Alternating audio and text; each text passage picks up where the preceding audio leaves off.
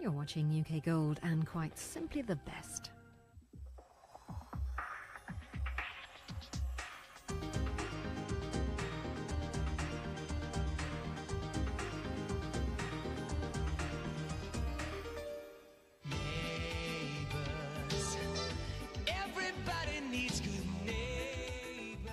First two bars of the Jackie Trent, Tony Hatch Neighbours theme song signals a mass migration to the telly.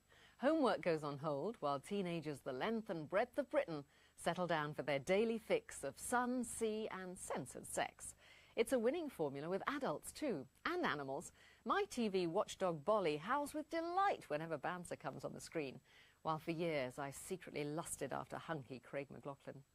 The entire cast was even summoned to London for a Royal Command performance after it was rumoured that the Queen Mum and the late Diana, Princess of Wales, were loyal followers of the series.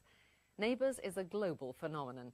120 million viewers in over 60 countries, including more recently Croatia and China, tune in each weekday to catch up on the lives, loves and frustrations of the Ramsay Street residents.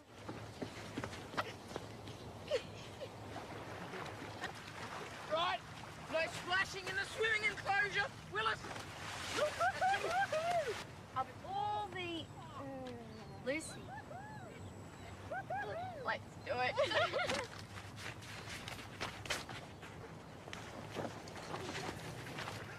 Hey! Bye-bye, guys. See you at home. But it wasn't always the hottest show on the planet. In the early days, it was touch and go that Neighbours would even make it to its first birthday. Creator Reg Watson's recipe of three very different families, the Ramsays, the Robinsons and the Clarks, living in the same street was actually too simple, and it took 20 rewrites of that first script to perfect the balance between humour and drama, friendship and rivalry. The next problem was finding a street to film in, but when a location scout spotted a quiet cul-de-sac in a Melbourne suburb, the producers knew they'd found Ramsay Street. As no one expected Neighbours to last very long, they asked each of the house owners if they minded just a few months' inconvenience. 15 years on, Pin Oak Court is still constantly under the spotlight, invaded by cast, crew and fans of the show, who all want a piece of the action.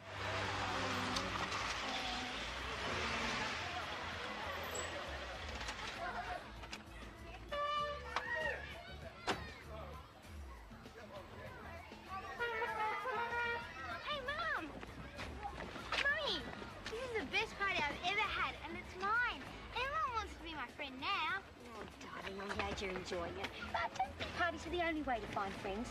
I won't. Off you go. Very expensive act of spite, Jules. You're not allowed to splash money around carelessly, so am I. Erinsborough has been the springboard to international success for numerous performers, including Jason Donovan, Kylie Minogue, the aforementioned Craig McLachlan, Guy Pearce and Kimberly Davis. I'm ashamed to admit to mild scepticism a few years ago after interviewing yet another young Aussie soap star whose sights were set on a singing career. She played country girl Beth Brennan, who'd found solace from her abusive stepfather in Surf Boy Brad. She was none other than Natalie Imbruglia, who combined the tricky task of achieving both critical and commercial acclaim with her single Torn and her #1 best-selling first album Left of the Middle. I feel suitably chastened. It would be great if we just get married without all the hassles. Oh, heaven. Hey, then let's do it. We'll cancel the church and get married on the beach.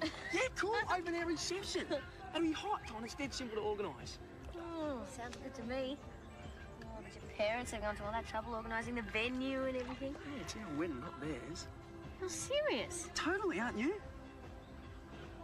Oh, well, I just think it's a bit late to change our plans. Ah, a couple of calls and it'll be cool. Hey, you're a surfer now. I mean, where else would be appropriate to do the deed? The part of Helen Daniels was created to dispel the myth that all mothers-in-law are battle axes. Played by the late Anne Haddie, she was the linchpin of Neighbours, with words of wisdom and comfort for everyone. She was happily married to Bill Daniels for over 40 years, or so she thought. It was only after his death she learned her sister Laura had had an affair with him.